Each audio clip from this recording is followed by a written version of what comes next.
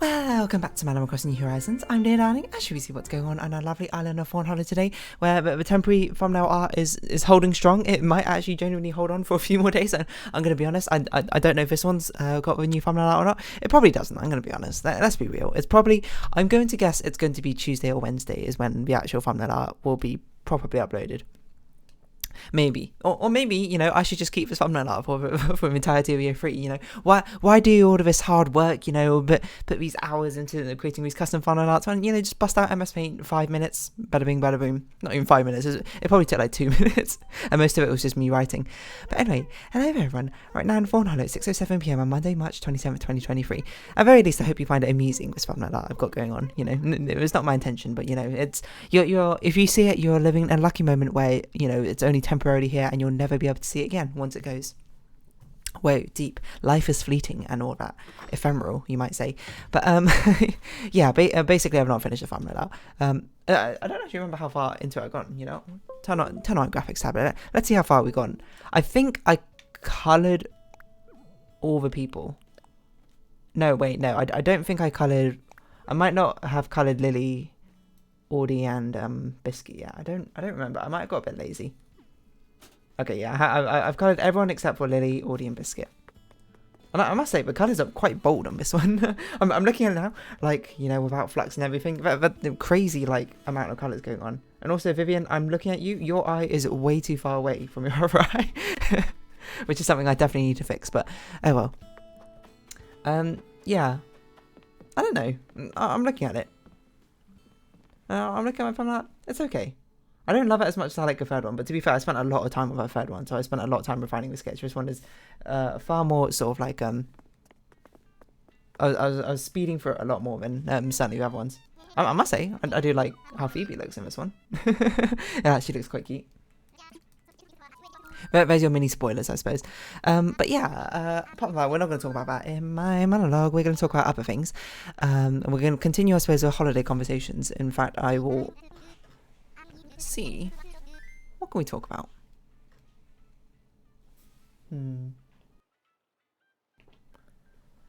Sorry about that little bit of a pause. I suppose we'll continue on, but you know, I do know something we can talk about. We can talk about the Funicular, which I suppose is, if anything, is sort of like not bandbagging, backpacking. That's not.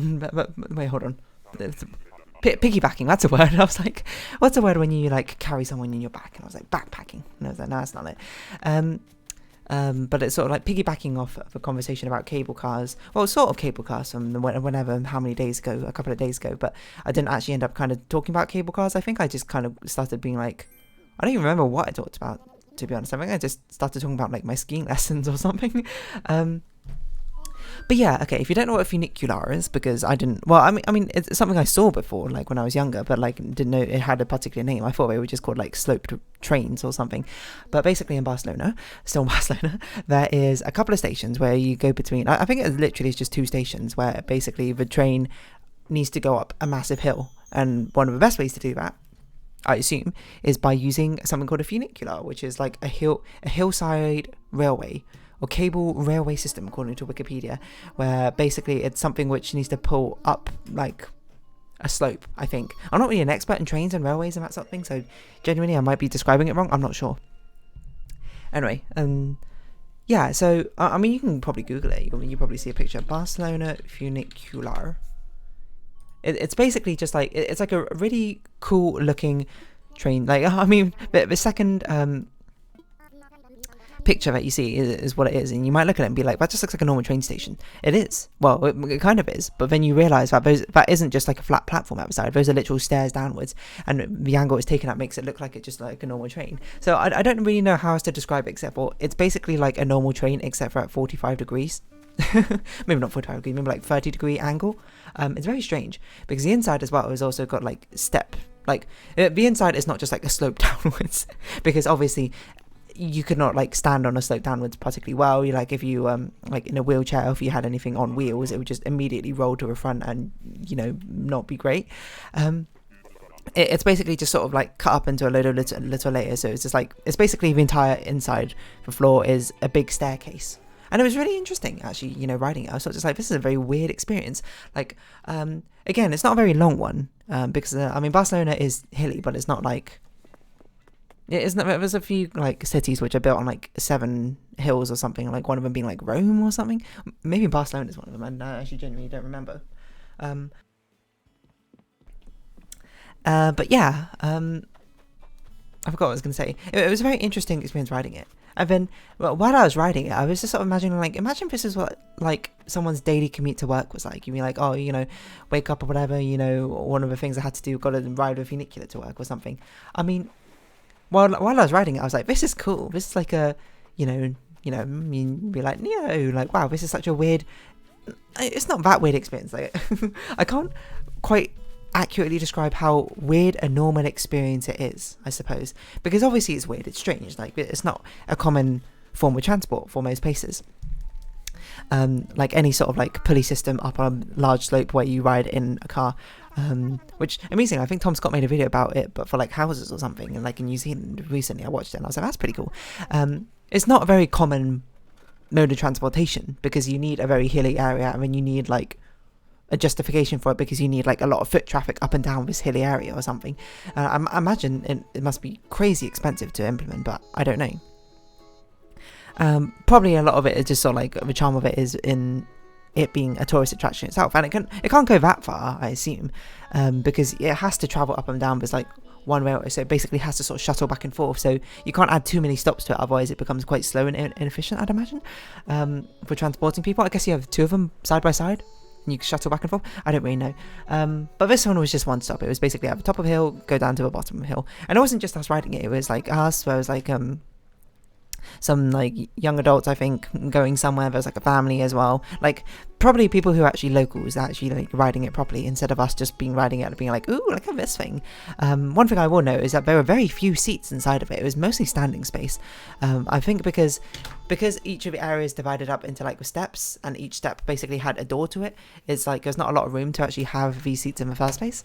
But it was a cool experience, I'm not gonna lie. I wouldn't be like, whoa, you know. If this was part of my everyday, I wouldn't be like, whoa, this is changing everything up, this is changing the way I live.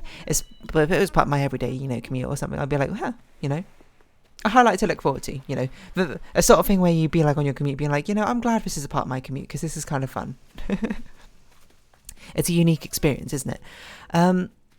But yeah, I mean, it's a common thing. Okay, it's not a common thing. I mean, like, it appears in other countries, I mean to say. Like, it appears all over the place. It's not like this is the only one that exists in the world. There's probably quite a lot of funiculars around the place. I remember I also saw it described as funicular on the map. And I thought funicular was a word in Spanish, just like that was like the name of the station. But no, it's the actual name of the car itself. Like in Wikipedia, hold on. Let's get educated. Wikipedia itself says, the term funicular... I don't even know if it's how you say it properly. Hold on. Google. Define funicular. Funicular. Okay, sorry, funicular. The term funicular derives from the Latin word funiculus, the diminutive of funus, meaning rope. So, I didn't think our one was actually on a cable railway system. It might have been. I don't really know. I don't really pay that much attention to how it particularly works, but oh my god, there's a lot of them. Look at it. It's Gelmer Funicular. This one looks like it's going up a mountain. It's in Switzerland. With an incline of 47 degrees. Oh my god.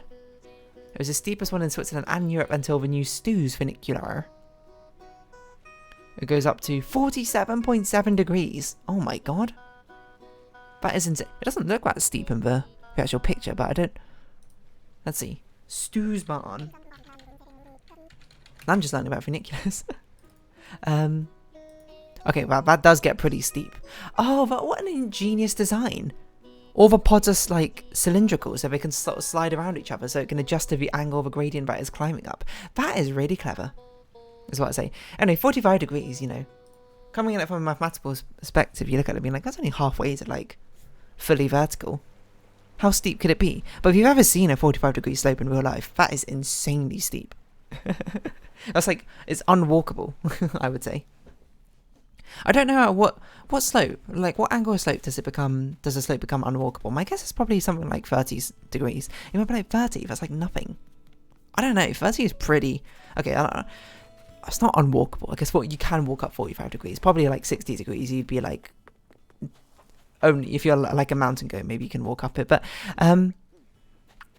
Like, I mean for like the average person. 30 degrees is still pretty steep, you know? So, you know, these railcar things are pretty cool. And it's even cooler actually if they exist in like in an individual basis. Like, I mean, if you want more information, I would recommend go watching Tom Scott's video. I don't even remember what it's called, but it's probably called like Elevator to Your House or something. I don't know why I made Tom Scott sound so clickbaity when he's not. He's actually genuinely very informative and actually answers what exactly the title and thumbnail is about. But it's pretty cool they like exist on an individual basis as well. You know, like these people are like, oh, I want to make like my house is up like a really tall hill, but you know I can't access it properly. Boom, funicular, individual funicular. I'm not sure that's what he called them in the actual video, but I was like genuinely pretty cool.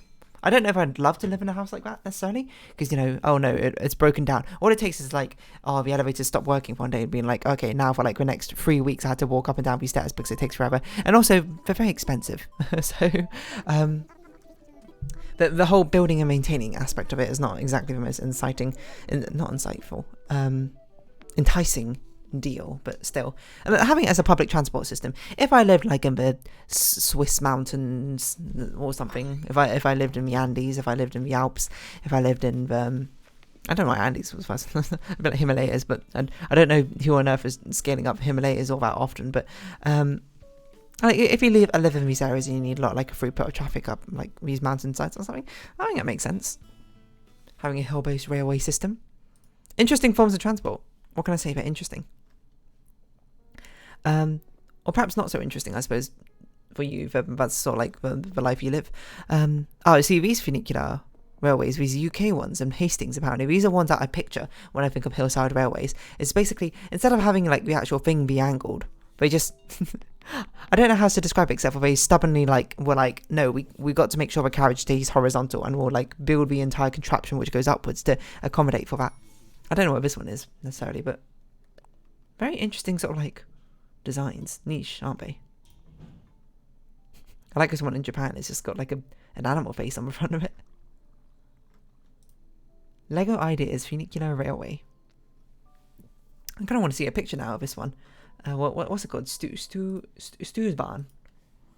I want to see a picture of this one in action, going up the steepest bit or something. Absolutely, someone's recorded it. Who on earth knows how they got there? To be perfectly honest, but Stuursbahn Funicular. National Geographic UK. Okay, you're probably a good source. You, sorry.